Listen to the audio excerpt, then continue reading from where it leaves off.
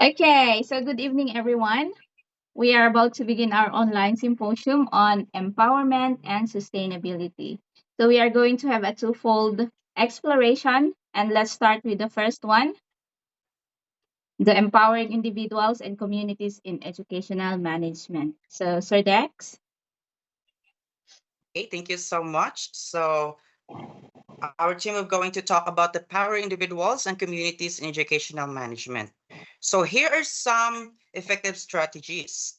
In integrated technology use, we have here the blended learning and the virtual classroom.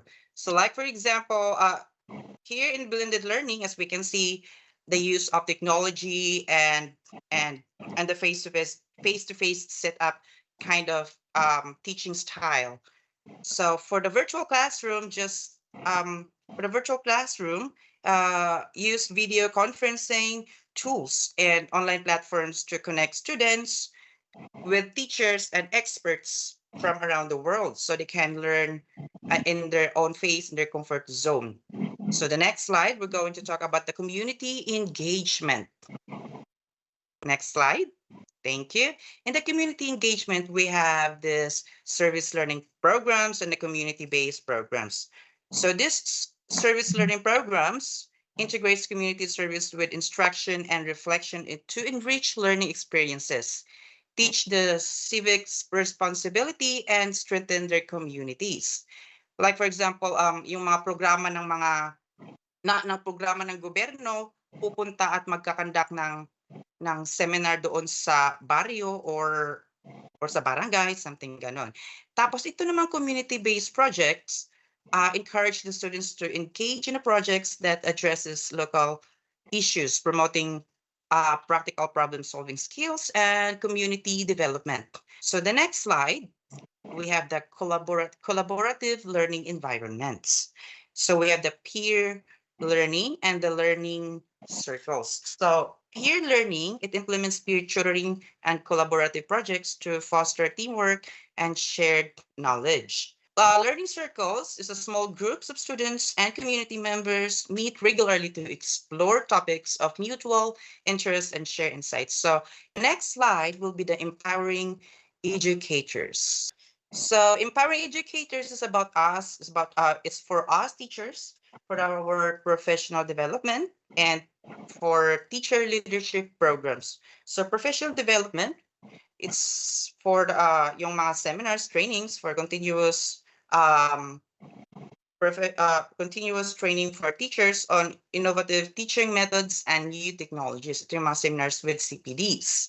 So in teacher leadership programs, encourage teachers to take on the leadership roles within their schools and communities. So yan po. So let's proceed to the next presenter, Miss Michael Leones. So here, are you empowered yet? Kulang ka lang sa tagay yata. Next presenter. Thank you so much. So another strategies for empowering students and communities is the inclusive education. So think about the school where inclusive education is important, celebrating everyone's differences, looking out for fairness, and making sure everyone feels like they belong. Culturally responsive, teaching respects and values each student's background, making sure they feel important and connected to their learning. By showing that everyone's unique, students feel like they are part of something special, leading to not only doing well in school but also feel good and part of a close-knit community. So the next slide please. Next strategy is the special education. Integration is part of everyday learning. Here, every student, including those disabilities, gets the help and tools they need for their special way of learning. By supporting diversity, acceptance, and making sure everyone feels like they fit in, this school creates a place where all students can do their best and reach for their dreams, building a caring and supportive environment for everyone to succeed and grow. Next slide, please. So personalized learning, where each student is thought of as someone special with their own talents and interests. By making plans that suit each student, teachers can give them the help they need fill in the learning gaps, and help students do well in school by teaching in a way that's just right for them. With adaptive learning technology using AI and data, students get learning that's just for them, boosting their interest, involvement, and overall success on their learning journey. Lastly, parent and community involvement. With strong parent-teacher partnerships and exciting community workshops, parents, teachers, and community members join forces to give students support, team up, and work together to make sure kids do well and feel good. This joint effort lays a strong base for students to succeed in school, socially, emotionally, and helps create a lively and inclusive school community where everyone is welcome and supported. So the next presenter is Miss Anand. All right. So let's continue. Other strategies is health and well-being program. Mental health support. So how to empower the students is through counseling services and mental health resources. Students by helping them manage their stress, anxiety, and other emotional challenges. This support foster resilience and emotional intelligence, enabling students to navigate personal and academic challenges more effectively.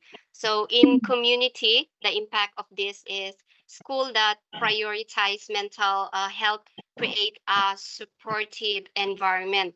Another strategies is the entrepreneurship and career readiness. So how to empower the students is providing guidance on their career options. And pathway help students make informed decision about their future, aligning their education with their career goals. So in our school, here is our or how our students empowered uh, about their entrepreneurship program. So the students are yeah, they are allowed to think for any small kind of business to sell with the classmates or yeah in the school. It's that ends of the kind of strategies of empowering individuals and communities. Okay, thank you, ma'am. Thank you to the three uh, presenters for part A. So, guys, good evening once again. Thank you for being here today. I'm Miss Evelyn Gano, your fourth speaker this evening. So, for the second part of this symposium, we are going to delve into sustainable models and approaches for rural development. So, as someone who grew up in a farming community myself, I want to share about sustainable agriculture with a focus on agroforestry and organic farming as a sustainable approach. Okay, so let's start. What is sustainable agriculture? So it is agricultural practices that meet current food needs without compromising our future generations. Let's consider a real world example. So in the Cordillera Administrative Region or CAR, farmers have embraced sustainable practices such as agroforestry and organic farming. So, what is agroforestry? It Agroforestry integrates trees and shrubs into agricultural landscapes, combining agriculture and forestry practices for sustainable land management. So, some of our farmers in Benguet are growing coffee for years. They are receiving trainings and support from private and government agencies to market their produce and help them improve the quality of their harvest. Let's look into this agroforestry project. It is the promotion of coffee-based agroforestry system in Camp 3, Tuba Benguet. So the beneficiary in this project are 21 farmers, one primary school, and two communal lands. A model coffee-based agroforestry was established in a 1 hectare farm that has mixed three species of alnus and indigenous trees, serving as shade for the 1,000 planted coffee beans. Okay, and let's go to organic farming. So organic farming uses natural methods and avoid harmful chemicals and genetically modified organisms. So One particular example is the Cosmic Farm in Becquel, La Trinidad Benguet, founded in 1989. Uh, this farm is is a GAP certified organic farm. GAP is the Good Agricultural Practice certified organic farm and has grown to become a restaurant, tourism site, learning center, and a learning center for organic agriculture. So the people in this farm, they believe that organic farming is a way of life. So in conclusion, sustainable agriculture is essential for developing rural areas, and the benefits from this practice can help rural communities become stronger and more prosperous.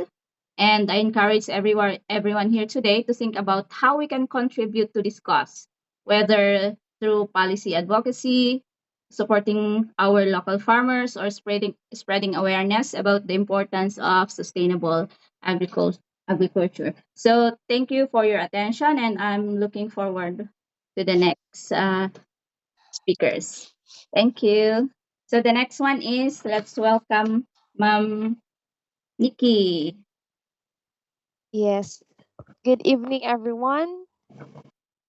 I am Nikki Bahenting. Today, I am honored to speak on the topic of sustainable approaches to rural development, focusing on renewable energies' pivotal role in the Philippines. Okay, renewable energy in the Philippines refers to energy resources that are naturally replenished, and sustainable.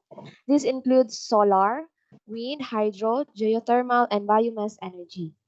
Given the Philippines' geographic location and natural resources, the country has significant potential to harness these renewable energy sources.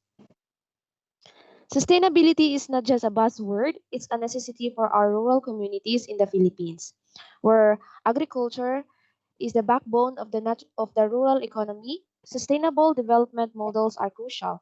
One exemplary model is the implementation of solar-powered irrigation system. These systems harness the abundant sunlight, providing a reliable water supply for farmers, ensuring year-round crop production and reducing dependency on fossil fuels. For instance, the community of San Isidro in Mindanao has benefited immensely from a solar irrigation project. This initiative not only improved agricultural yields but also created job opportunities. Enhancing the local economy, the success of this project highlights the long term impact of renewable energy in driving sustainable rural development. Renewable energy projects like this foster environmental stewardship, economic resilience, and social well-being. By investing in such sustainable models, we can empower our rural communities, ensuring their thrive for generations to come.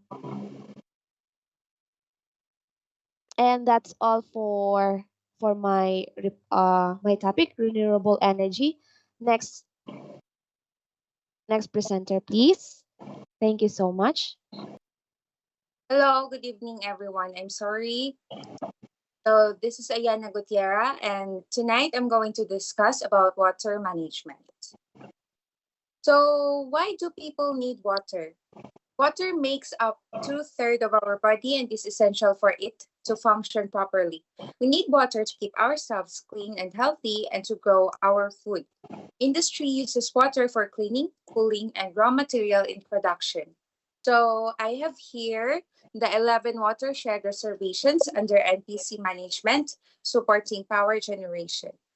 So NPC manages 11 watershed areas with a total land area of 485,199 hectares through its watershed management department.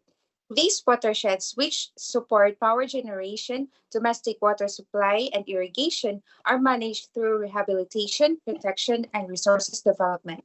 Rehabilitation programs like reforestation and agroforestry sustain propagation of high value and good quality seedlings of indigenous and fruit-bearing trees and revegetation of open areas. NPC likewise perform watershed protection through rigorous foot patrolling and law enforcement in partnership with the Philippine Army, Philippine National Police, Philippine Coast Guard, local government units, and stakeholders.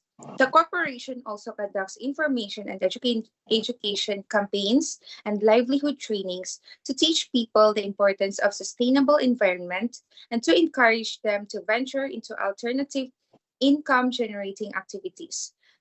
That's all. Thank you so much. So now let's welcome the next presenter, Miss Majuli Galan. Thank you so much. Good evening, everyone. My name is Majuli Galanay.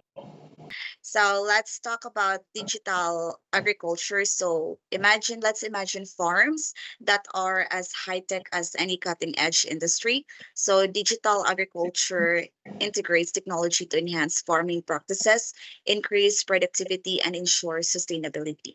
One example is the smart irrigation. So systems like those from Netafim use sensors and weather data to optimize water usage, ensuring crops receive just the right amount of water.